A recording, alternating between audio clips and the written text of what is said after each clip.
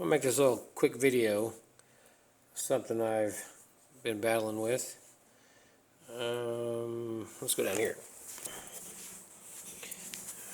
Just want to show the world this because it's kind of a cheesy thing, design flaw maybe, or maybe a helpful thing. But a couple weeks ago I was using my grinder at work with a tiger paw. Anyway, it was running fine, doing good. Put it down, started welding, went back up to pick up the grinder, and it just kind of went clack, clack, clack, and then that was it. Tried a different battery, made a few little click noises, and that was it too. So I'm not too sure what the hell was wrong with it. I thought, something's wrong with my batteries or whatever. So anyway, I assumed it was in the motor. So we tried another 60-volt battery, and it ran it. Or how'd that go? Yeah, we put my batteries, these 60-volt batteries, on 20-volt grinder and a drill, I believe, and they run. So I didn't suspect my batteries being bad. Put them back on the grinder, they wouldn't work. So I assumed my grinder took a shit as far as the motor and all that. So anyway, get on Dewalt's website and plug in the model number and all this stuff. Which I'm thinking I didn't have to buy this, but I did because I was thinking my motor was shit. But anyway, so this is the one that originally came with this grinder. I replaced that because you have to buy this whole thing from Dewalt. It all comes pre-assembled. So I'd put the new one in my grinder. Batteries are charged. Plugged everything in and went to start, try to see if it would grind. It still wouldn't do nothing. So I'm like, all right, well, I don't know what I'm dealing with here because I just put a brand new motor, switch, and everything in this. It should work. So anyway, I got on YouTube. There's a video. I'll try to post a link of a guy that kind of messes with these things. And so anyway, he shows you how to test the terminals. Put an ohm meter, a positive battery, negative battery, and then you jump the two top ones, the C1 and the C3, kind of like this. Do that number. Anyway, you jump that, you put your ohm meter on there, and it should show 20 volts. And then what you do, once you get 20 volts showing on your ohm meter, there's this little switch right here. Let's see if I can get this to work.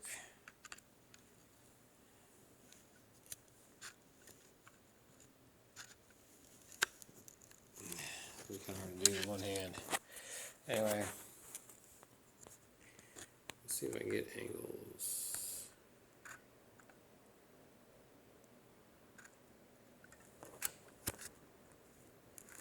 Push that in. Oh, you get the idea.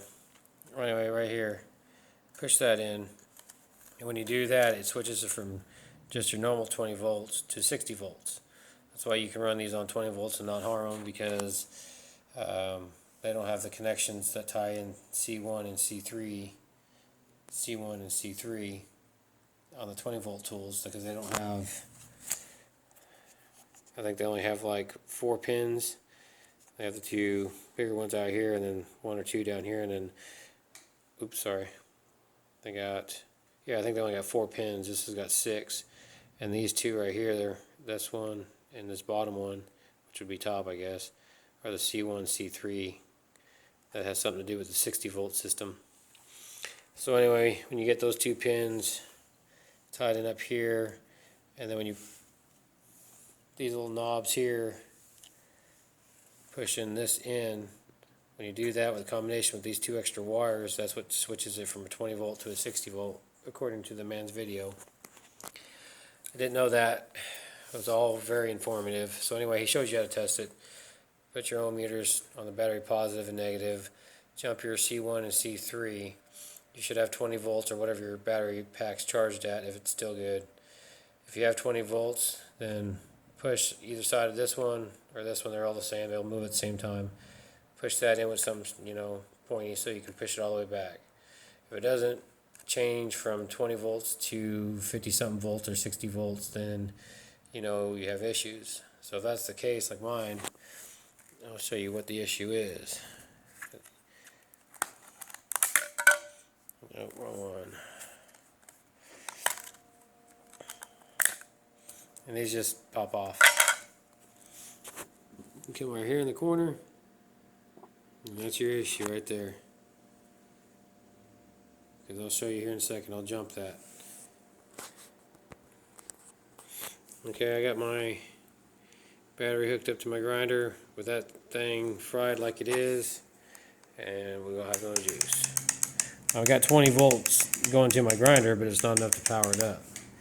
So what I ended up trying to do was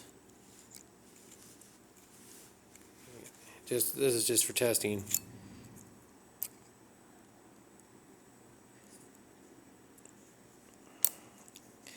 Get this silly thing in there. Hold on. Let me bring it back. Okay, so now I got just a simple paper clip that I just jumped the two terminals together because I guess it's some kind of a fusible link or something. It pops if it gets hot. I don't know. It's broke. It doesn't cause connection. So with that jumped,